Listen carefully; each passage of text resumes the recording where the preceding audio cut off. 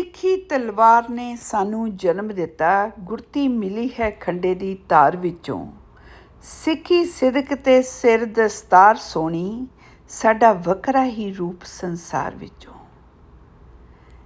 ਤਿੱਖੀ ਤਲਵਾਰ ਨੇ ਸਾਨੂੰ ਜਨਮ ਦਿੱਤਾ, ਗੁੜਤੀ ਮਿਲੀ ਹੈ ਖੰਡੇ ਦੀ ਧਾਰ ਵਿੱਚੋਂ।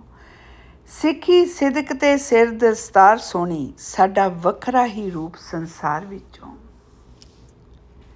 ਖਾਲਸਾ ਦਿਵਸ ਦੀਆਂ ਸਾਰੇ ਸੰਸਾਰ ਨੂੰ, ਸਮੂਹ ਸਾਧ ਸੰਗਤ ਨੂੰ ਲੱਖ ਲੱਖ ਵਧਾਈਆਂ ਹੋਣ ਅਤੇ ਪਰਮਾਤਮਾ ਇਹ ਸਾਲ ਸਾਰਿਆਂ ਲਈ ਵਧੀਆ ਬਤੀਤ ਕਰੇ। ਖਾਲਸਾ ਮੇਰਾ ਰੂਪ ਹੈ ਖਾਸ, ਖਾਲਸੇ में मैं करूँ निवास। खालसा मेरा रूप है खास, खालसा में मैं करूँ निवास। गुरु गोबिंद सिंह जी ने ਜਦੋਂ ਖਾਲਸਾ ਸਥਾਪਿਤ ਕੀਤਾ ਤੇ ਉਹਨਾਂ ਨੇ ਸੋਚਿਆ ਹੋਊਗਾ ਖਾਲਸਾ ਖਾਲਸ ਇੱਕਦਮ ਖਾਲਸ ਕਿ ਇੰਨੀ ਧਰਤੀ 'ਤੇ ਅਤਿਆਚਾਰ ਗੰਦ ਕਿੰਨਾ ਕੁਛ ਹੋ ਰਿਹਾ ਅਤੇ ਕਮ ਸੇ ਕਮ ਇੱਕ ਕੌਮ ਤਿਆਰ ਕਰਦਾ ਕਿ ਜਿਹਦੇ ਵਿੱਚ ਇੱਕ ਖਾਲਸ ਹੋਵੇ। ਖਾਲਸ ਖਾਲਸ ਹੁੰਦਾ ਇੱਕਦਮ ਖਾਲਸ, ਪਵਿੱਤਰ, ਸਾਫ ਸੁਥਰਾ, ਹਰ ਚੀਜ਼ ਤੋਂ ਰਹਿਤ। ਉਹਨਾਂ ਨੇ ਤਾਂ ਇੱਕ ਖਾਲਸ ਤਿਆਰ ਕਰਕੇ ਸਾਨੂੰ ਦਿੱਤਾ ਅਤੇ ਅਸੀਂ ਉਹਨੂੰ ਫੋਲੋ ਕਰਨਾ ਸੀ। ਪਰ ਅਸੀਂ ਕੀ ਕਰ ਲਿਆ ਕਿ ਖਾਲਸਾ ਨੂੰ ਅਤੇ ਖਾਲਸ ਨੂੰ ਸਾਰਾ ਕੁਛ ਉਹਦਾ ਮਿਕਸ ਕਰ ਦਿੱਤਾ। ਸਾਰਾ ਕੁਛ ਉਹ ਖਾਲਸ ਨਹੀਂ ਰਿਹਾ। ਉਹਨਾਂ ਸੋਚਿਆ ਕਿ ਮੈਂ ਇੱਕ ਕੌਮ ਤਿਆਰ ਕਰਾਂ ਕਿ ਵੱਖਰੀ ਹੋਵੇ ਜਿਹੜੀ ਦੂਸਰਿਆਂ ਨਾਲੋਂ ਅਤੇ ਇੱਕ ਖਾਲਸ ਹੋਵੇ ਅਤੇ ਉਹਨੂੰ ਵੇਖ ਕੇ ਕੁਛ ਸਿੱਖ ਸਕਣ ਲੋਕ। ਪਰ ਜਿਉਂ-ਜਿਉਂ ਟਾਈਮ ਜਾਂਦਾ ਗਿਆ ਤਾਂ ਉਹ ਖਾਲਸ ਨਹੀਂ ਰਿਹਾ ਅਤੇ ਕਿਸੇ ਨੇ ਉਹਨਾਂ ਵੱਲ ਵੇਖ ਕੇ ਕੀ ਸਿੱਖਣਾ ਸੀ। ਖਾਲਸ ਤਾਂ ਖੁਦ ਗਵਾਚ ਗਿਆ। ਹੱਥਾਂ 'ਤੇ ਲੋਕਾਂ ਨੇ ਮੁੰਦਰੀਆਂ ਪਾ ਲਈਆਂ ਕਿਉਂਕਿ ਉਹਨਾਂ ਨੂੰ ਆਪਣੇ ਗੁਰੂ 'ਤੇ ਯਕੀਨ ਨਹੀਂ ਸੀ। ਬਾਹਾਂ 'ਤੇ ਉਹਨਾਂ ਨੇ ਤਵੀਤੜੀਆਂ ਬੰਨ੍ਹ ਲਈਆਂ, ਉਹਨਾਂ ਨੂੰ ਯਕੀਨ ਨਹੀਂ ਸੀ। ਉਹਨਾਂ ਨੇ ਰਾਮ ਰਹੀਮ ਹੋਰ ਛੋਟੇ ਮੋਟੇ ਗਲੀ ਦੇ ਕੂੜ ਕਰਕਟ ਉਹਨਾਂ ਦੇ ਪੈਰਾਂ 'ਤੇ ਮੱਥੇ ਰੱਖ ਲਏ। ਖਾਲਸ ਕਿੱਥੇ ਚਲੇ ਗਿਆ? ਕਿੱਧਰ ਜਾ ਰਿਹਾ ਹੈ ਖਾਲਸ? ਖਾਲਸ ਗਵਾਚ ਗਿਆ ਹੈ। ਮੇਰੇ ਗੁਰੂ ਗੋਬਿੰਦ ਸਿੰਘ ਜੀ ਦਾ ਦਿੱਤਾ ਹੋਇਆ ਖਾਲਸ ਗਵਾ ਚੁੱਕਾ। ਖਾਲਸ ਨਹੀਂ ਰਿਹਾ। ਉਹਨਾਂ ਦਾ ਮਤਲਬ ਇਹ ਸੀ ਵੀ ਖਾਲਸ ਰਹੂਗਾ ਅਤੇ ਜਿਹੜੇ ਹੋਰ ਲੋਕ ਵੀ ਆ ਉਹ ਵੀ ਵੇਖਣਗੇ। ਅਤੇ ਜਦੋਂ ਹੁਣ ਹੋਰ ਲੋਕ ਵੇਖਦੇ ਆ ਅਤੇ ਉਹ ਤੁਹਾਡੇ ਮਗਰ ਕਿਵੇਂ ਤੁਰਨ ਜਦੋਂ ਤੁਸੀਂ ਇੱਕ ਦੂਜੇ ਦੀ ਦਾੜੀ ਫੜੀ ਹੁੰਦੀ ਆ, ਇੱਕ ਦੂਜੇ ਦੀਆਂ ਪੱਗਾਂ ਲਾ ਰਹੇ ਹੁੰਦੇ ਜੇ। ਅਤੇ ਉਹ ਖਾਲਸ ਨਹੀਂ ਰਿਹਾ। ਬੁੱਢੀਆਂ ਚੁੰਨੀਆਂ ਲੈ ਕੇ ਗਲੀਆਂ ਦੇ ਵਿੱਚ ਛਿੱਤਰੋ ਛਿੱਤਰੀ ਲੜਾਈਆਂ ਕਰ ਰਹੀਆਂ ਹੁੰਦੀਆਂ, ਉਹ ਖਾਲਸ ਨਹੀਂ ਰਿਹਾ। ਖਾਲਸ ਗਾਇਬ ਹੋ ਗਿਆ। ਅਤੇ ਹੁਣ ਫੇਰ ਜ਼ਰੂਰਤ ਆ ਇਸ ਧਰਤੀ 'ਤੇ ਕਿ ਗੁਰੂ ਗੋਬਿੰਦ ਸਿੰਘ ਜੀ ਦਾ ਆਗਮਨ ਹੋਵੇ। ਫਿਰ ਉਹ ਸਾਫ ਸੁਥਰਾ ਕੁਛ ਕੌਮ ਨੂੰ ਦੇ ਸਕਣ। ਪਰ ਹੁਣ ਖਾਲਸ ਨਹੀਂ ਆ। ਉਹਨਾਂ ਨੇ ਬਣਾਇਆ ਹੀ ਬੜਾ ਹੀ ਸਾਫ ਸੁਥਰਾ ਕਿ ਦੂਸਰੇ ਵੀ ਵੇਖਣਗੇ, ਦੂਸਰੀਆਂ ਕੌਮਾਂ ਵੀ ਵੇਖਣਗੀਆਂ ਅਤੇ ਚੱਲਣਗੀਆਂ। ਤਾਂ ਹੁਣ ਦੂਸਰੇ ਕੌਮਾਂ ਜਿਉਂ ਵੇਖਦੀਆਂ ਨੇ ਅਤੇ ਕਿ ਜਦੋਂ ਹਾਸੋ ਹੀ ਨਾ ਹੋ ਜਾਂਦਾ ਵਾ, ਜਦੋਂ ਗੁਰਦੁਆਰੇ ਵਿੱਚ ਪੈਸੇ ਦੀਆਂ ਲੜਾਈਆਂ, ਪੈਸੇ ਲਈ ਜਿਹੜਾ ਨੇ ਅਤੇ ਖਾਲਸਾ ਦੀ ਫੌਜ ਵਿੱਚ ਭਰਤੀ ਹੋ ਗਿਆ, ਉਹਨਾਂ ਨੂੰ ਪੈਸਿਆਂ ਦੀ ਭੁੱਖ ਨਹੀਂ ਰਹਿੰਦੀ। ਉਹ ਛਿੱਲੜਾਂ ਮਗਰ ਨਹੀਂ ਭੱਜਦੇ ਕਿਉਂਕਿ ਗੁਰੂ ਨੇ ਤਾਂ ਉਹਨਾਂ ਲਈ ਪੂਰਾ ਖਜ਼ਾਨਾ ਹੀ ਰੱਖਿਆ ਹੁੰਦਾ ਵਾ। ਪਰ ਦੁਨੀਆ ਨਿੱਕੇ ਨਿੱਕੇ ਛਿੱਲੜਾਂ ਦੀ ਖਾਤਰ ਭੱਜ ਭੱਜ ਕੇ ਕਮਲੇ ਹੋ ਗਏ ਆ। ਅਤੇ ਜਿਹੜੀ ਦੂਸਰੀਆਂ ਕੌਮਾਂ ਨੇ ਵੇਖਣਾ ਸੀ ਕਿ ਵੇਖੋ ਗੁਰੂ ਦੀ ਫੌਜ, ਇਹ ਗੁਰੂ ਦੇ ਵੇਖੋ गुरु दी बनाए हुए ये किधर जा रहे हैं? गवाच गया गुरु गोबिंद सिंह जी, सारा कुछ गवाच गया। कोई कहता कि मैं जप सप करूँगा तो मेरे घर ਜਿਹੜੀਆਂ ਨੇ ਮਤਲਬ ਕਿ ਜਿਵੇਂ ਉਹ ਸਿੱਧੀਆਂ ਰਿੱਧੀਆਂ ਹੋ ਜਾਣਗੀਆਂ। ਨਹੀਂ ਨਹੀਂ ਨਹੀਂ, ਇੱਦਾਂ ਦਾ ਕੁਛ ਵੀ ਨਹੀਂ ਹੋਣਾ। ਗੁਰਬਾਣੀ ਸਾਰੀ ਇੱਕ ਆ। ਗੁਰਬਾਣੀ ਨੂੰ ਵੀ ਤੁਸੀਂ ਛੋਟੇ ਛੋਟੇ ਤਵੀਤਾਂ ਵਾਂਗੂ ਵਰਤਣ ਲੱਗ ਪਏ। ਖਾਲਸਾ ਕਿੰਨੀ ਸੋਹਣੀ ਕੌਮ ਸੀ, ਕਿੰਨੀ ਪਿਆਰੀ ਕੌਮ ਸੀ। ਅੱਜ ਵੀ ਕਿ ਡੰਡੇ ਦੇ ਉੱਤੇ ਵੀ ਪੱਗ ਬੰਨ੍ਹੋ ਟੇਢੀ ਮੇਢੀ ਅਤੇ ਲੋਕ ਅੱਗੇ ਮੱਥਾ ਟੇਕਣ ਰਹਿੰਦੇ, ਸਰਦਾਰ ਜੀ ਕਰਕੇ ਸੰਬੋਧਨ ਕਰ ਰਹੇ ਹੁੰਦੇ ਆ।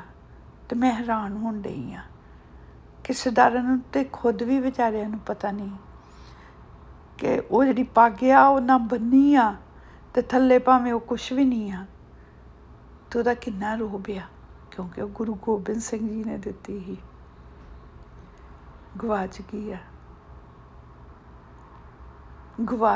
ਅੱਜ। ਕੋਈ ਛੋਟੇ ਛੋਟੇ ਬਾਬਿਆਂ ਨੂੰ ਮੰਨ ਰਹੇ, ਜਦੋਂ ਤੇ ਗੁਰੂ ਗੋਬਿੰਦ ਸਿੰਘ ਜੀ ਨੇ ਕਿਹਾ ਕਿ ਉਸ ਅਕਾਲ ਮੂਰਤ ਦੀ ਪੂਜਾ ਕਰਨੀ, ਉਹਦੀ ਕਰਨੀ ਜੋ ਨਜ਼ਰ ਨਹੀਂ ਆਉਂਦਾ, ਸਰੀਰਾਂ ਵਿੱਚ ਨਹੀਂ ਆਉਂਦਾ। ਅਤੇ ਤੁਹਾਨੂੰ ਸਰੀਰ ਨੂੰ ਕਰੋਗੇ ਅਤੇ ਤੁਸੀਂ ਉਹਨੂੰ ਜਦੋਂ ਗੰਦੇ ਕੰਮ ਕਰਦੇ ਵੀ ਵੇਖੋਗੇ ਅਤੇ ਤੁਸੀਂ ਵੀ ਫਿਰ ਉੱਦਾਂ ਹੀ ਕਰੋਗੇ ਵੀ ਸਾਡਾ ਬਾਬਾ ਇੱਦਾਂ ਕਰਨ ਡਿਆ ਅਤੇ ਅਸੀਂ ਵੀ ਕਰ ਲਾਂ। ਇਸ ਕਰਕੇ ਉਹਨਾਂ ਚੀਜ਼ਾਂ ਨੇ ਉਹਨਾਂ ਨੂੰ ਕੱਟ ਹੀ ਦਿੱਤਾ ਸੀ। ਉਹਨਾਂ ਨੇ ਸਿਰਫ ਅਕਾਲ ਮੂਰਤ ਦੀ ਪੂਜਾ ਕਰਨ ਲਈ ਕਿਹਾ ਸੀ। ਉਹਨਾਂ ਨੇ ਗੁਰੂ ਗ੍ਰੰਥ ਸਾਹਿਬ ਦਿੱਤੇ ਸਨ ਕਿ ਉਹਨਾਂ ਲਫ਼ਜ਼ਾਂ ਨੂੰ ਸੁਣ ਕੇ ਆਪਣੀ ਜ਼ਿੰਦਗੀ 'ਚ ਉਤਾਰੋ, ਅਤੇ ਪਰ ਤੁਸੀਂ ਲਫ਼ਜ਼ਾਂ ਨੂੰ ਢੱਕਣਾ ਸ਼ੁਰੂ ਕਰ ਦਿੱਤਾ।